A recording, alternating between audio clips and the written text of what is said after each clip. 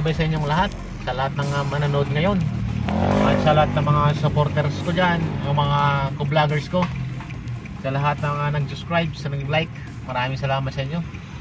At sino pa yung mga kamag-anak nyo dyan na hindi na ako pag-like o subscribe, so panoorin lang muna nila ako. At kung gusto nila, so pwede sila mag-like sa mag-subscribe.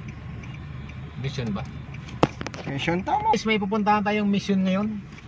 Uwi na tayo galing company, no? So may tumawag na isang tropa natin na kailangan tulong. So mayroon daw yung unit niya daw na sasakyan niya parate, so hindi mandar. Tapos mayroon check engine. Tapos umilaw na rin daw yung power steering. Umilaw na rin yung seat belt, airbag. Umilaw na rin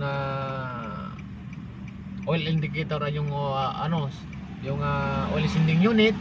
So ba't napakaraming umilaw? Tingnan natin at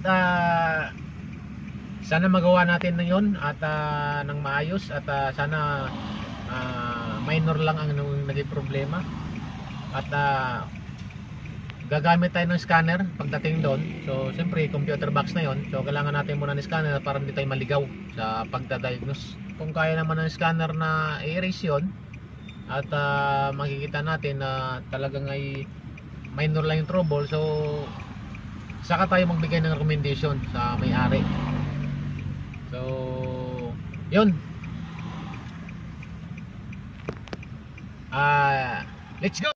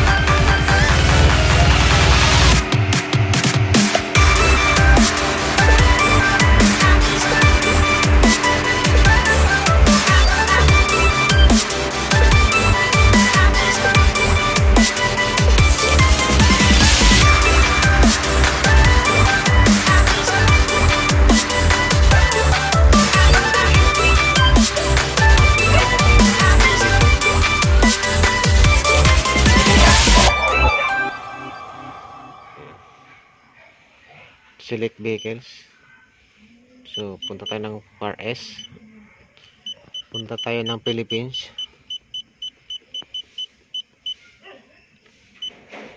So punta tayo ng Sunny.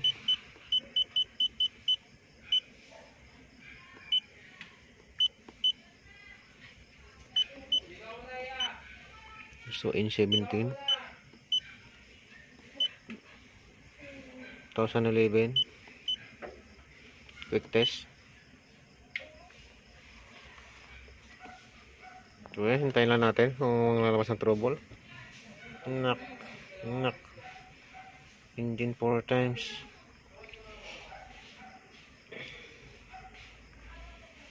%.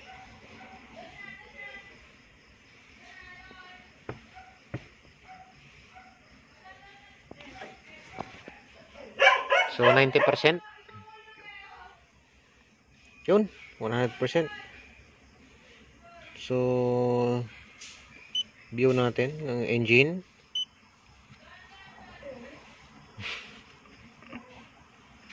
Marinig sa vlog. So punta tayo ng trouble code. So red DTC.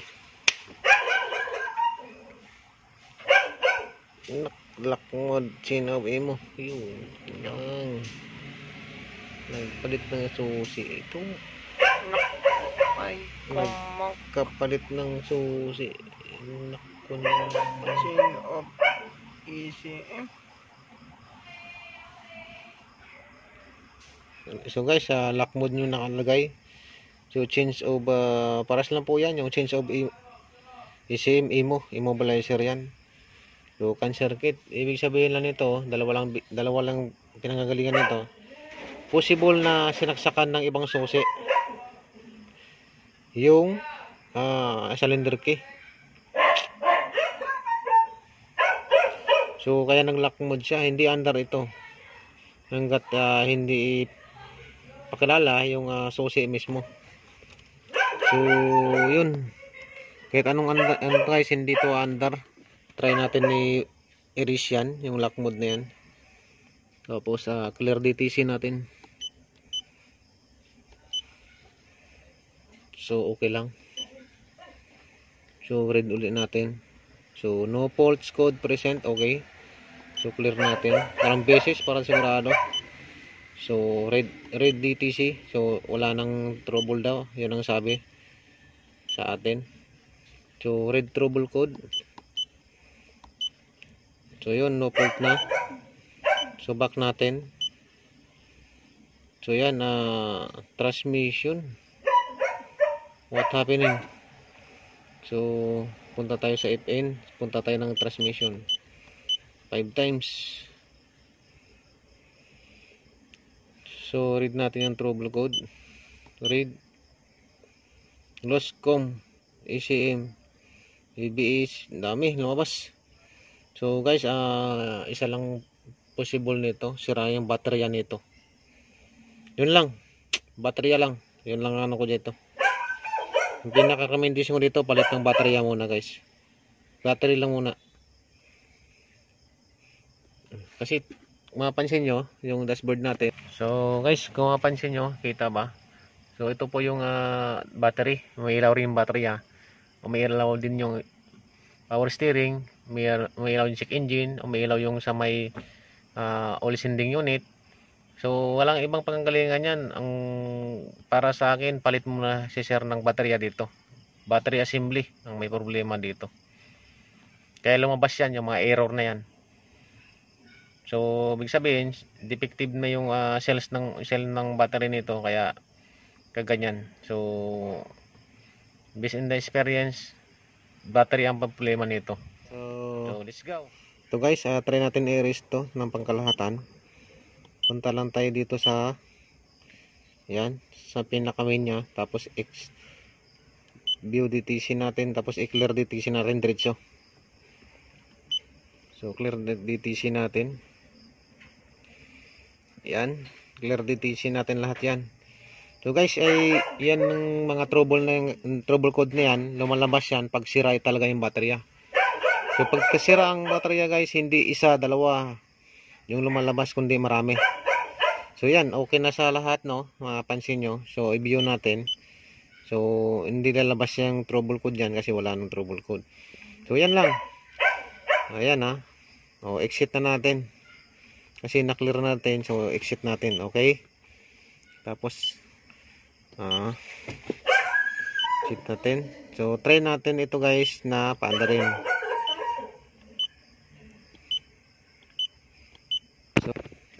So guys, try natin pandarin kung mawala yung trouble niya. So tutukan mo ron nyo, mapansin nyo may check engine, may battery, may power steering, tapos may oil sending unit, no? So try natin ipandarin kung mawala yan, kasi na-erase na natin sa computer natin. So try natin. Ayun, di ba guys, napansin nyo na wala, ano? So yung natira na lang itong seat belt. Dos may kabila. Para sa may seat belt na lang, no, saka yung sa may pinto, no. So sarado na rin natin para hindi tayo mag-alala sa pinto. So yan, wala. So ang problema lang natin ay seat belt. So ayan ha. So ayan. So nawala lahat guys. So anong problema?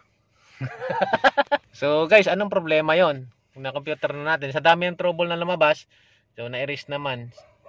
So ibig sabihin lang yan guys ay lumabas lang lahat yon, lumabas lang ang trouble na yun lahat dahil nga sa isang problema lang. So ano yung nag-iisang problema na yon? So aircon muna natin. Oh, naka-aircon guys ha. As naka-shard. Ayan, naka-aircon tayo, naka-shard. So ano yung nag-iisang problema na yon? Ayan. So yun guys, no, Na-iris naman lahat. So patingin. Tingin. Yan guys, wala ng trouble. So yan, naka-under yung makina, naka-start, tapos naka-aircon. So ano yung trouble na lumabas? Possible kasi guys, bumalik uli lahat yun. Sa dami ng problema na yon. Pero isa lang yung papalitan natin dito. Ang recommendation ko dito guys, para kay sir, papalit muna tayo ng battery assembly. So yun ang pinaka problema dito. Kaya lumabas yung mga trouble na yun. Sa dami ng lumabas na trouble na yun, isa lang yung problema dito. So yun lang ang imababahagi ko ngayon, na palitan muna ng baterya. Kasi bumalik siya, ganun pa rin ang babalik yun. At lumabas kanina, ganun pa rin. So walang trouble doon sa mismong motor, walang trouble doon sa mismong sa power steering motor. Yung lumabas na yon, walang trouble sa seat belt. Ang trouble guys ay nasa battery assembly. So yun lang. So guys, so yung seat belt to. So yan ang may ilaw, tingnan mo. Yan yung seat belt guys, ang may ilaw, no. Yan ang may ilaw kanina. So pag sinuot ko yung seat belt, guys, sinuot ko dito. So mawala na yan. So yan yung may ilaw kanina, kasama yan sa nag-iilaw. Tapos yung check engine, power steering fluid, power steering motor, umilaw din. So lahat ng electrical system guys, no, ay umilaw nung yung time na yon. So possible guys, battery ang problema. So yun lang, hanggang dito na lang guys. Maraming salamat, sana may natutunan kayo. So ang pinagkaiba lang natin sa diagnose natin ngayon ay mayroon tayong computer scanner. Nalaman natin kung ano yung lumabas na trouble code. At same time, hindi kasi natin to guys ma-erase ng mano-mano. So kailangan talaga natin ng computer scanner. Kaya may dala tayo para ma-erase yung trouble code na yun. Same time, marekomendahan natin ng maayos at makita natin kung ano yung mga possible cause. Yung guys ay 17,000 kilometers pa lang ito, kaya batang bata pa itong sasakyan. 17,000 kilometers pa lang. Yan, kaya batang bata pa itong sasakyan. Kaya nga, pag batang bata walang sakit guys, pero lumabas lang yung sakit niya kasi nga mayroon lang diferensya na isang parts. Pero lahat lumabas. Diba? Parang komplikasyon ba? Nagkaroon ng komplikasyon sa isang parts lang na lumabas, na isang defective lang na part. So lumabas lahat yun. So ngayon ganun talaga. At same time, na-erase natin ng computer natin. At sana pag nagpalit na pagka nagpalit ng baterya uli, so erase uli natin. Tapos okay na uli yun. So hanggang dito lang guys. Sana may natutunan kayo sa araw na ito. At susunod ko pa ng vlog ay patuloy nyo yung suportahan at panoorin at huwag kalimutang mag-like at mag-subscribe. So lahat ng masishare ko sa inyo guys, sana mapulutan nyo ng aral. At thank you sa lahat ng suporta.